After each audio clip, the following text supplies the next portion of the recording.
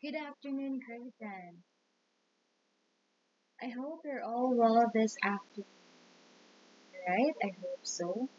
Before we're going to have our discussion for this afternoon, may I request everyone to please stand for a prayer. In the name of the Father, and of the Son, and of the Holy Spirit, Amen. Heavenly Father, be with us as we begin to study. Quiet our minds, help us to concentrate, and guide our understanding. Glory be to the Father, and to the Son, and to the Holy Spirit, as it was in the beginning, is now, and will be forever. Mary, seat of wisdom, pray for us. Our Father, Saint Dominic, pray for us. In the name of the Father, and of the Son, and the Holy Spirit. Before you will take your seat, may I request everyone to please kindly arrange your chairs properly. Make sure it is aligned here in front and on the side. And please do not forget to pick up the pieces of papers, plastics under your chairs. If you're all set, kindly take your seats now. Okay. Please be reminded with our class rules. We have here signs. S stands for stay focused. C, cooperate with others. I, inquire and ask questions. E, engage in experiments and discussions. N, no distractions. C, care for classmates and environment. And letter E, exhibit good behavior. Before we have to discuss a new lesson for this afternoon, who can give me a short recapitulation of our discussion yesterday? Yes, Erlene. That's good. Yesterday, we've tackled about the layers of the earth. And you know already that earth consists of four layers. We have the crust, the mantle, inner core, and the outer core. You'll learn that each layer has unique characteristics that contribute to how our planet behaves. In other words, the structure, the behavior of the Earth's layers, especially the semi-molten mantle beneath the crust, it provides the foundation for understanding why continents drift, why earthquakes occur, and why volcanoes form. We will explore how scientists discovered that the continents were once connected, how they move, and how the movement of plates shapes our planet's surface. And this brings us to our new lesson for this afternoon, which is the plate tectonics. Are you familiar with plate tectonics? Yes, you are. So here is our learning competency. Describe the distribution of active volcanoes, earthquake epicenters, and major mountain belts to plate tectonic theories. Along with that learning competency, here are your learning targets. Can you please read the first bullet? Thank you so much. You can identify the global distribution of active volcanoes, earthquake epicenters, and major mountain belts in relation to plate tectonic theories. Second, thank you, Mark. You can interpret how maps showing the locations of volcanoes, earthquakes, and mountain ranges explains how they are related to the movement of the tectonic plates. Third, thank you, Louise. You show appreciation for Earth's dynamic nature and the natural processes that shapes our planet's surface. And the last one, yes, Jaden, that's correct. You will value disaster preparedness and environmental awareness by understanding how plate movements can affect human life and the environment. Thank you for your cooperation. So before we're going to have our thorough discussion, I have here an activity. So here is the map showing the different plates around the world. And what you are going to do is that we have this mapping activity entitled Fit the Continents Together. You have your groups with you now. So you're going to work together with your group mates. I will distribute to you your cut out world map. And then what you're going to do is you're going to arrange the continents like a puzzle. You have to try to fit in together by looking at first the shape of the coastlines. Second, the similar fossils found in different continents if there is. Third, you're going to match the rock formations that you can see here in the world map that is given to you. Fourth, you are going to check the arrangement, whether it makes sense or not. And the last one, you're going to paste your final arrangement. So once your group agrees on the correct fit, you have to glue it together or tape the continents onto the large blank paper. I'll give you 5 minutes to do it. And don't forget to answer these following follow-up questions. We have 3 follow-up questions. First, what geological processes lead to the formation of Pangaea? Letter B, how did Pangaea break apart and what modern continents emerged from this process? Letter C, what happened to the different landforms and processes after breaking of Pangaea? If you're going to fit the continents together, do you think that this will form a one supercontinent? I'll give you 5 minutes to do it. Alright, I do believe that everyone's done. Based from your activity, have you formed a one supercontinent? Very good. Yes. All of the 3 groups has the same answer. You're able to form one single continent. And that one single supercontinent is known as Pangaea. So it was said that before, the continents that we have now, the 7 continents that we have now, it was once a super single continent known as Pangaea. So Pangaea, this is a supercontinent, and it is considered as a single landmass. So the 7 continents that we have today, if you are going to fit in together, it will form into one single landmass, and that one single landmass is known as Pangaea. And Pangaea came from 2 Greek words. We have Pan and Gaia, or Gaia. Pan means all, and Gaia means land or earth. So all of the earth, all of the land, that is Pangaea. And Pangaea is surrounded by an ocean, and that is known as Panthalassa.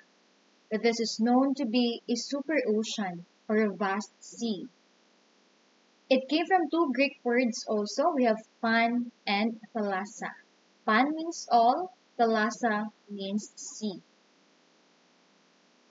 It was said that Earth undergo minor and major processes.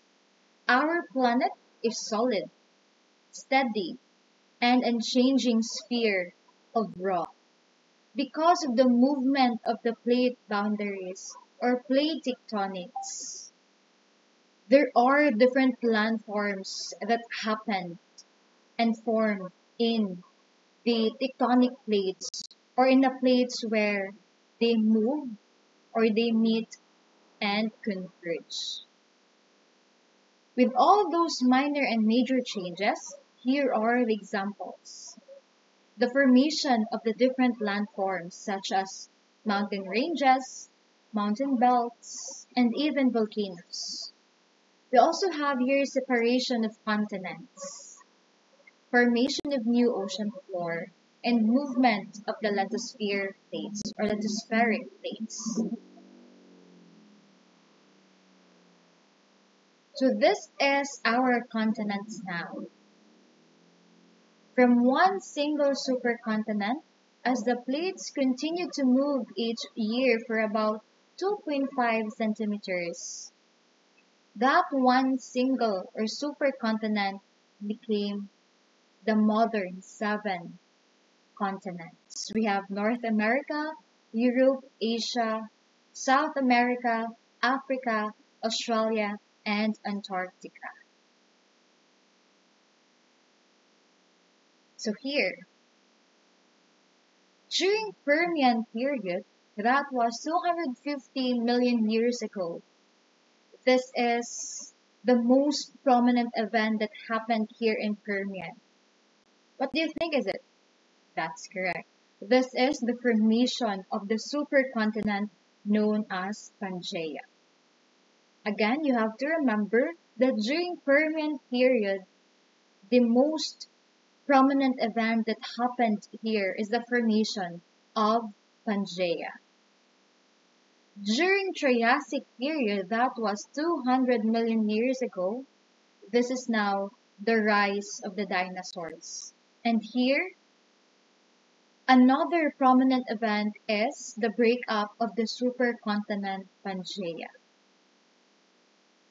During Jurassic period, that was 145 million years ago, the dinosaurs dominated the land. And during Jurassic period, this is known to be the age of dinosaurs. At the start of the Jurassic period, the breakup of the supercontinent Pangaea continued and accelerated. Laurasia, the northern half, and the lower half we have the Gondwana. We also have here Cretaceous period, and that was 65 million years ago. During Cretaceous period, the continents continued to drift apart. And during this time, Pangaea was fully broken into modern-looking continents. And because of these different periods, this explains that the tectonic plates is constantly moving. And there are different theories of plate tectonics. Give me one. Conjaction theory, that's correct. Another. Seafloor spreading theory, that's correct. What else? We also have continental drift theory. And the last one? That is very good. That is plate tectonic theories. Here are the theories of plate tectonics. First, we have contraction theory. Second, we have continental drift theory. Third, we have seafloor spreading theory. And the last one, the plate tectonic theory.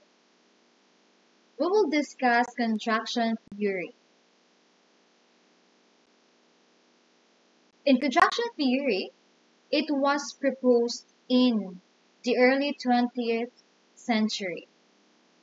Here, it was theorized by Edward Suess. According to Edward, contraction theory states that our planet Earth was once a molten ball. It is very hot. And during the process of cooling, the surface of the Earth contracted and wrinkled. And Edward Suess, he correlates our Earth into a raisin. During the wrinkles, those wrinkled parts of the Earth are the mountain ranges. This is according to Edward Suess. So according to him, all other features on Earth formed after the cooling effect. Once again, you have to remember that in contraction theory, according to Edward Suez. According to him, that our planet Earth was once a molten ball. It is very hot. The temperature is very hot. And during the process of cooling, it started to crumple and wrinkled. And those wrinkled pieces are the mountain ranges. Another theory of plate tectonics is, what do you think is this? Very good. We have the continental drift theory.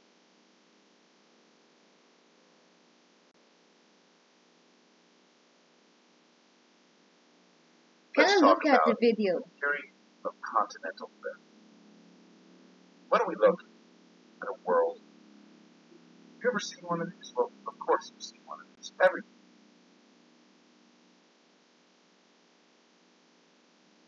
Alright. So based from the video, what have you learned?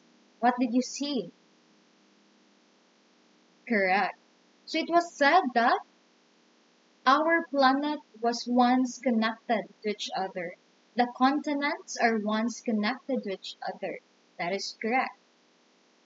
So we have here the continental drift theory, and this is proposed by Alfred Wegener on the year 1912. According to Alfred, the continental drift theory states that there once existed a single landmass or supercontinent, and that is known to be Pangaea. And continents moved over time around the Earth's surface. And also, Alfred Wegener able to provide evidences on his theory. We have here the first evidence. Look at the coastline of South America and Africa. Do you think that these two continents, if you're going to put them together, it will form into one continent? How about based from your activity? Yes.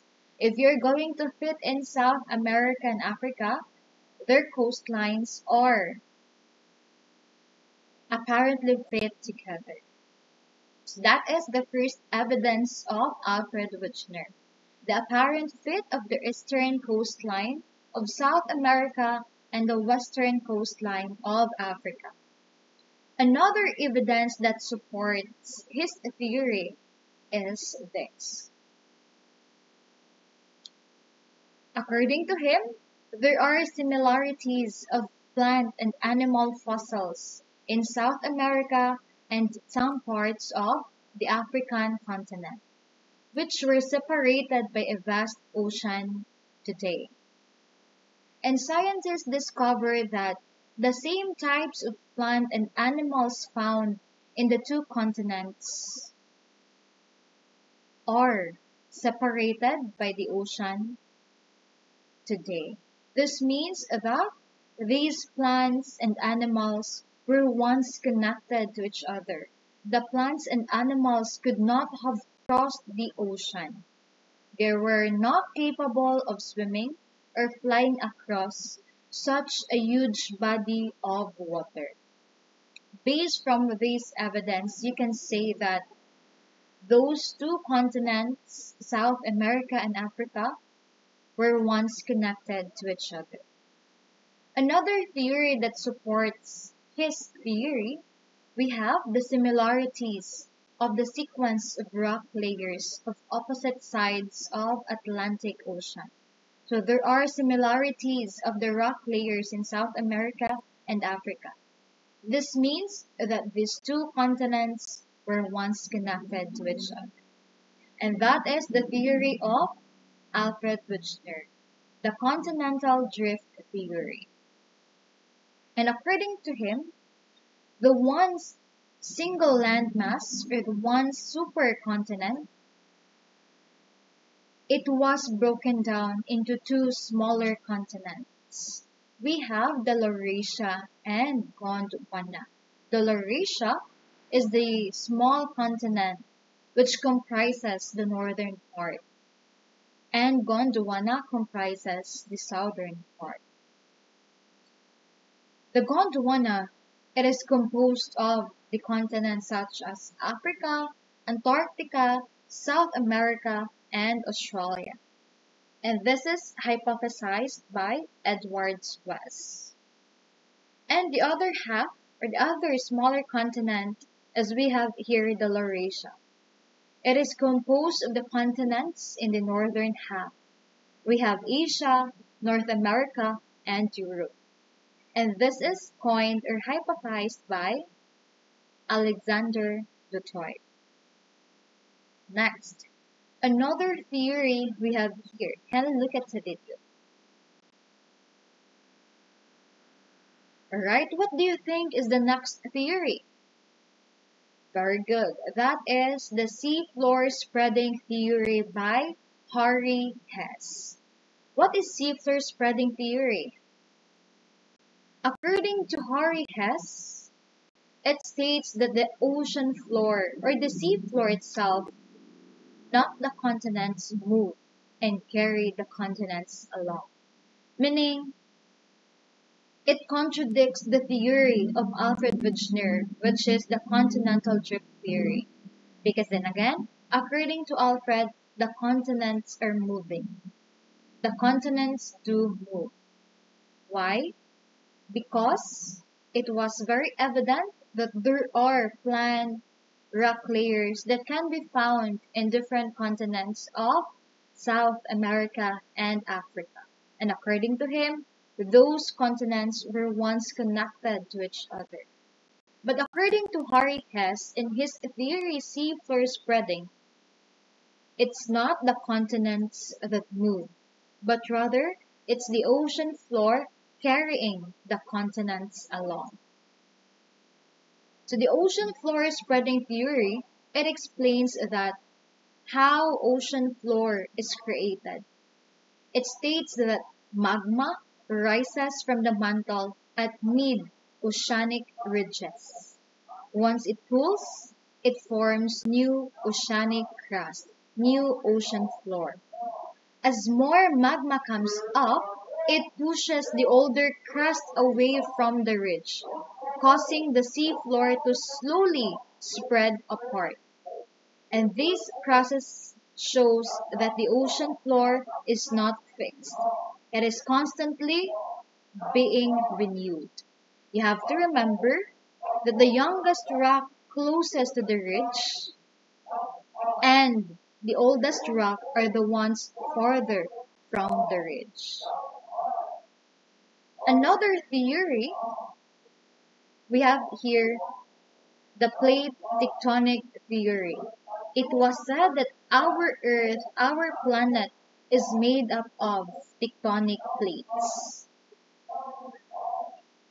This plate tectonic theory, it incorporates the two theories, which is the continental drift theory proposed by Alfred Wegener.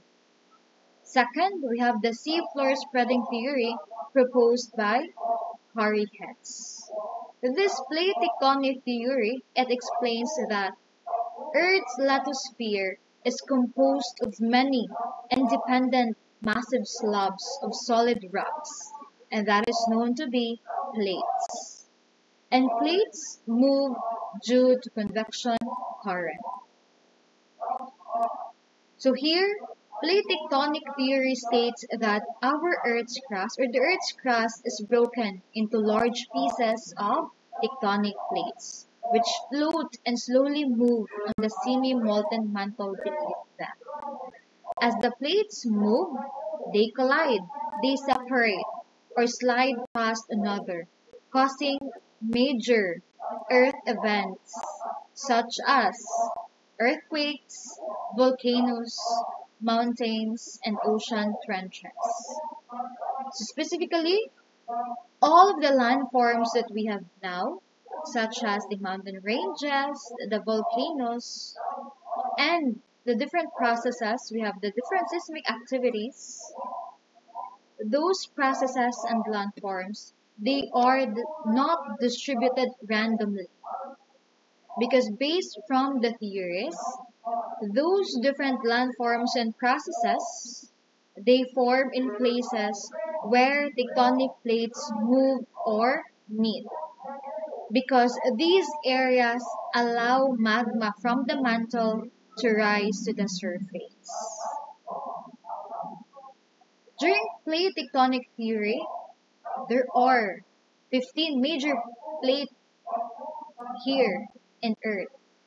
7, we have the primary plates, and 8 is the secondary plates. And you're able to see it in the map that I provided to you. These are the 15 or the 7 primary plates.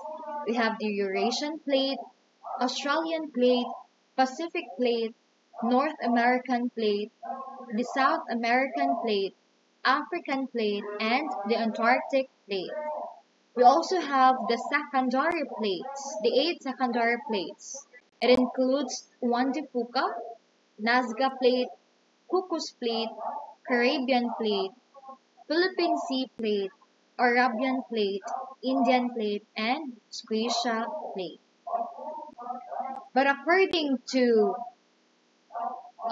one professor of the University of Texas, he said that the plates that we have now, it will form into one continent again. And that is according to Professor Christopher Scottis. According to him, continents will reform into a supercontinent, and he termed it as Pangaea Ultima, or known to be the last Pangaea. And it could be termed as Pangaea Proxima, or also known as the next Pangaea. Questions before? None. Alright. You have to remember that the volcanoes, mountain ranges, earthquake processes is not distributed randomly. Based from our discussion, as the plates continue to move, these landforms and processes will form where the tectonic plates move or meet. Based from the theories, we have contraction theory. The Earth was once a molten ball. After a cooling process, it started to wrinkle, and those wrinkled material are the mountain ranges. In continental drift theory, that the continents that formed the Earth were once connected to each other, and that is known to be Pangaea. Another theory, we have seafloor spreading theory. It opposes to the idea of continental drift theory, because according to seafloor spreading theory, it's not the continents are moving, but rather the ocean floor carrying the continents. And the last one, the plate tectonic theory, it incorporates the two theories, continental drift and seafloor spreading theory, that the Earth is composed of 15 tectonic plates. Once these plates move or meet, different landforms will form. Before we will end our discussion, kindly go to your groups again, and you are going to perform another activity. This is your laboratory activity 1.1, and that is known to be modeling the lithosphere.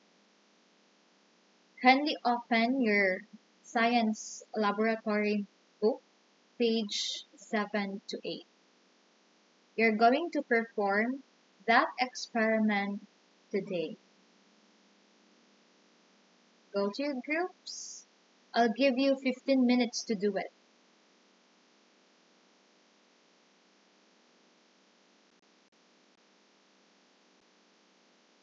Alright, I do believe that all groups are already done. You're going to present your output by tomorrow. Do you have any questions? Alright, before going to end our discussion, I want you to leave this value. Just like tectonic plates, we're always moving, slowly, silently, but with purpose. And even when life shifts beneath us, those movements shape mountains within us and create a stronger, more beautiful version of who we are. Don't forget that one. If you don't have any question, kindly stand for a prayer. In the name of the Father, and of the Son, and the Holy Spirit. Glory be to the Father, and to the Son, and to the Holy Spirit, as it was in the beginning, is now, and will be forever. Amen. Mary, seat of wisdom, pray for us. Our Father, Saint Dominic, pray for us. In the name of the Father, and of the Son, and of the Holy Spirit. Thank you, and goodbye, grade 10.